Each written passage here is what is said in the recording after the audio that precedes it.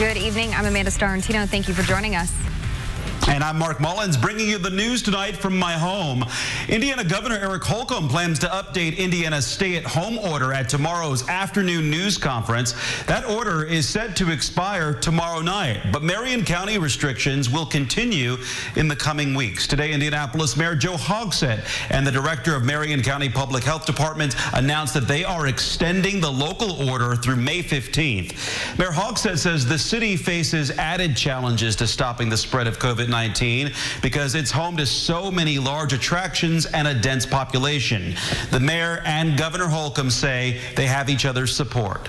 I fully support Mayor Hogsett. I've said before, local jurisdictions can always be stricter than what we have said. This has been the case, not just once, in the state of Indiana. If the state, through our governor, tomorrow articulates fundamentally different directives or lessens restrictions, we certainly will work with them in trying to implement those as consistently as the message that we're offering today.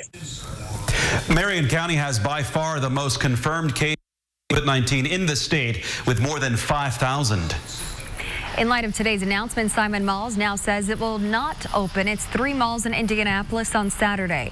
The company's chief administrative officer says Simon is left with no choice due to the city's extension. The decision came hours after Marion County's top health official said she was very concerned with Simon's plans to reopen local malls this weekend. The company still plans to open 7 Indiana malls on Monday. No matter when they're allowed to reopen, a local restaurant chain will be ready with extra safety precautions. Scott Wolf owns 7 restaurants in Hamilton County, including the Wolfies locations. He says making sure staff members and customers feel safe is a top priority. There will be changes you may notice, like tables spread out at least 6 feet apart, and changes you will not notice, like workers taking their temperatures daily. We understand how important this is to open up the right way. It's so important that we exceed and excel in making sure that we're following all the guidelines and that we're communicating to our employees and our customers that it's going to be safe to go out. Waiting for a table will also be different to prevent people from standing around in a small area. Wolf says his restaurants will have staging locations monitored by employees. Once those fill up, guests will be required to wait in their cars. A small business owner says she plans to keep her store closed until June despite local and state orders. But she's found a way to keep her business going throughout the pandemic. RTV6's Cameron Riddle shows you how she's keeping her customers safe and entertained while boosting sales. 2 months into a stay-at-home order, and most of us have been forced to find a hobby. That's business-saving news for Danny Terrell, the owner of canvas painting spot Decor by Danny. Surprisingly, it has really brought a lot of customers. It has boosted production and the sales within the business. With so much sickness, death, and uncertainty, canvas painting has become a temporary escape from reality for Danny's customers. It got a lot of people actually in the house with nothing really to do. So with the paint kits, it gives them a lot of activities to do, gives them something different to do. We first introduced you to Decor by Danny in December 2019. She's among the small business owners who opened up a physical storefront inside the W Street Shopping Center. With businesses closed for now and groups of people banned from sitting together, the Decor by Danny business model was crippled, as groups of people painting together is literally what her store is all about. That left this entrepreneur worried. At first I was, and then a brilliant idea came to do the paint kits. Once the paint kits came, I didn't think about doing parties anymore. Paint Kits to Go has allowed this East Side business to survive. Instead of having customers come in to pay, Danny is serving up carry-out orders of paint and a canvas she prepares herself. After putting in an order online, customers receive their orders while sitting in their cars. It's an option that Decor by Danny will continue to use even after the stay-at-home order is lifted, a lasting effect caused by coronavirus. As a businesswoman, it had made me create new ways to run my business. On the East Side, Cameron Riddle, RTV6. Thanks, Cameron.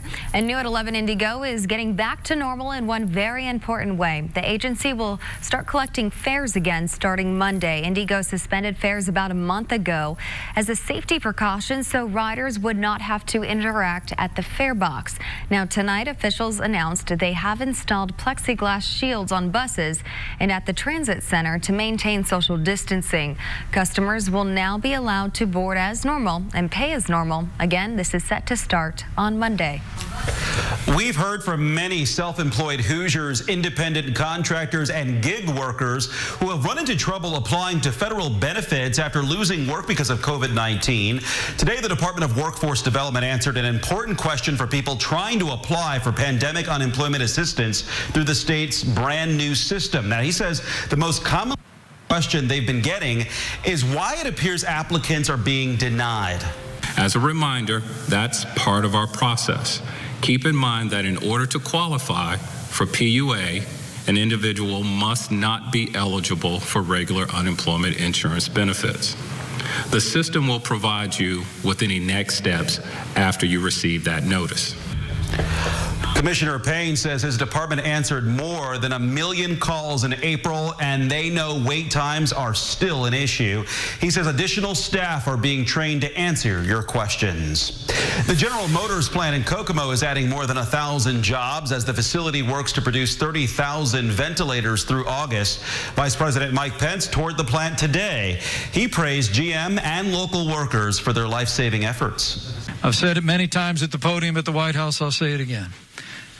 We're going to get through this. The day will come when we put this coronavirus epidemic in the past. We're going to save lives every day between now and that great day. And each and every one of you will have played a vital role in ensuring that that happens on an increasing basis. GM will hold a virtual job fair Wednesday to help fill the positions at the Kokomo plant. It starts at 11 a.m. For more information, go to our website, hiringhoosiers.com. During the state's daily briefing today, we heard from a young doctor who beat COVID-19. That doctor is now helping out during this pandemic at one of the VA hospitals in our area. RTV6's Cornelius Hawker talked to him about his experience with the virus and how it's shaped the first days of his medical career. At this point in time, we just have to be very cautious about what we do. That advice from Dr. David Vega comes a little more than a month after he recovered from COVID-19. If you're going to go out in public, please wear a mask. Try to limit, going outside as much as possible and just be smart. I think it's important to continue to social distance from other people. At 27, he's what so many would consider the picture of perfect health. Young, fit, no pre-existing conditions, all things he thought would spare him from the worst of the virus if he caught it.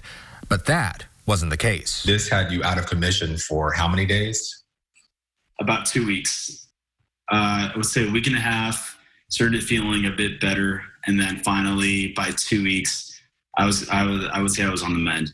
He opened up about his experience in an Instagram post, sharing how he had an unrelenting fever and chills for 7 days and ended up losing 10 pounds. Eventually, he was able to fight off the virus. Now, Dr. Vega is sharing his story because he says he wants you to learn from his mistakes. For me personally, knowing and experiencing this virus itself and knowing how deadly it is, it did make me want to do something, now that I'm healthy. As for how he caught the virus, David will probably never know. He spent 2 months working in Africa and then flew back to the U.S., coming in contact with so many people at the airport and long flights. He then spent a week in South Florida seeing his family and friends before coming back to Indianapolis. And whenever he did, well, that's whenever his symptoms started. Amanda? Thanks, Cornelius. And as doctors learn more about the way COVID-19 impacts different age groups, there are new reports that suggest people in their 30s, 40s, and 50s could be at risk of having a stroke if they contract coronavirus, even if their symptoms are not severe. Experts are still trying to figure out why this is happening, but some think the virus is causing blood clots that block or narrow blood vessels. A local neurologist tells us you should know the acronym FAST, which describes the symptoms of a stroke. Facial asymmetry, arm weakness, slurred speech, and then if you have that, the T stands for it's time to call 911. Now, Dr. Josephson says it's important to get to a hospital as quickly as possible if you're having a stroke to prevent lifelong damage to your body or death. According to the State Department of Health, 1,007 deaths in Indiana are now being blamed on COVID-19. More than 17,000 people have tested positive for the virus, and nearly 95,000 people have been tested. Those testing numbers are likely to go way up with new sites opening across the state and the criteria to get testing expanded. A free testing site opened today at Eastern Star Church on 30th Street near Arlington Avenue in Indianapolis. The city announced this location last week as part of a push to address racial disparities related to the virus. You are encouraged to register to get tested by going to marionhealth.org/IndyCovid. Tuesday, the state announced that 50 testing sites will open over the next 2 weeks. And RTV6 is sharing resources and stories to help you rebound from the coronavirus pandemic, and that includes shining a light on how to utilize support programs that must change the way they offer their services during this time. Carmel-based Children's TheraPlay provides physical and occupational therapy for kids with special needs. And for those families, it's especially important to keep structure in their everyday lives. That's why even though TheraPlay had to close its doors under the statewide restrictions, the nonprofit is still connecting with patients through virtual teletherapy. It's given the parents kind of an opportunity to be in the driver's seat. So they're actually the one that's sitting down with their child each week, engaging in these activities, helping them through their struggles of learning new skills such as shoe tying. And they're actually the ones that are like helping their children progress. I'm kind of there as an oversight, giving them information, tips and tricks of how to make it a little bit easier. I was a little skeptical about teletherapy, especially with a 7-year-old who's really, he's busy, obviously. But they are super engaging. Almost 75% of Children's TheraPlay's family caseload has made the transition to teletherapy. If you're considering a career in coding, the pandemic is not stopping schools from offering the training you need. Coming up here on RTV6, we looked into a free course that starts next week. Kevin. From a coat today to shorts over the weekend, you'll have ample opportunity to dress for warmer temperatures. That's next. And next, court documents reveal the alleged motive behind a shooting that left an Indianapolis postal worker dead. Terribly exciting. That's why we do it. This is RTV6 News at 11, working for you. Tonight, we know what led to the deadly shooting of a mail carrier on the east side of Indianapolis. 21-year-old Tony Cushingberry faces federal charges in the death of Angela Summers. According to court documents, he confronted Summers over a hold on his mail as she delivered mail on Denny Street Monday afternoon. Detectives say Cushingberry Mays told them he shot Summers after she sprayed him with mace during the confrontation. His mail was being held after several reported issues with a dog at the home, according to the Postal Service. Governor Eric Holcomb is ordering flags to fly at half-staff tomorrow in parts of Indiana to honor 2 prison officers who died from COVID-19. One of the guards worked at the Indiana Women's Prison on the west side of Indianapolis. The other worked at the Wabash Valley Correctional Facility in Carlisle, south of Terre Haute. At least 176 correctional employees have tested positive for coronavirus in Indiana. There are 7 deaths and 346 positive cases among inmates. With a record number of Hoosiers filing for unemployment, we are continuing our commitment to hiring Hoosiers, connecting you to open positions and training opportunities. One industry that's thriving despite the pandemic is tech, and a local school has an upcoming free opportunity for you to learn to code, the first step to a new career. A finance graduate from Butler University, Marquise Martin Hayes, had 0 experience coding until he found 1150 Academy. It was an opportunity that changed everything for him. I was actually in a good position. Like, I was making good money previously in the business world. My issue was value. My issue was being able to kind of be in control of my career. I had never spent any time coding. I went to their intro to coding class and just felt that I just barely understood it, but it was very interesting. That intro class was enough for Marquise to enroll in their 3-month course. He graduated in December and is now working as a support specialist. Less than 6 months later, he's playing an important role helping companies thrive during the COVID-19 pandemic. Businesses aren't a business if they don't have a website. Like, that's what we're finding out. And so it gives you a chance to be in that new frontier and have a say in how that new frontier develops. And I think that's super cool. Tech is not going away. So, and the opportunities to work from home are huge. Obviously, we've got so many people who are unemployed right now. This is a stable career path. Kelly Carman with the 1150 Academy says their intro course is great for those looking for a new job and those thinking about a new career path. We really walk you slowly through learning HTML and CSS, and you actually have a little final project at the end, which is really great. So if you finish the final project, you actually get a badge for your LinkedIn profile, which is great for recruiters or employers. They're actually going to be learning how to code. The course is completely free, and the only commitment is time. The 6-hour course is split over 2 evenings of interactive sessions with instructors through Zoom. It can help you figure out if a career in web and software development is for you. In less than a year, I'll be making $20K more than I made previously, with exponential growth available to me in salary and in value. Whereas before, my growth was definitely stunted. Coding gave me the ability to say, you know what, this is my value. I know what I'm worth. I know what I'm capable of, and I can show that to you. Then that gives you an opportunity to say, hey, this is what I would like to do with my career. An 1150 Academy pivoted quickly to move courses online once the pandemic began, and they plan to continue online courses once stay-at-home orders are lifted.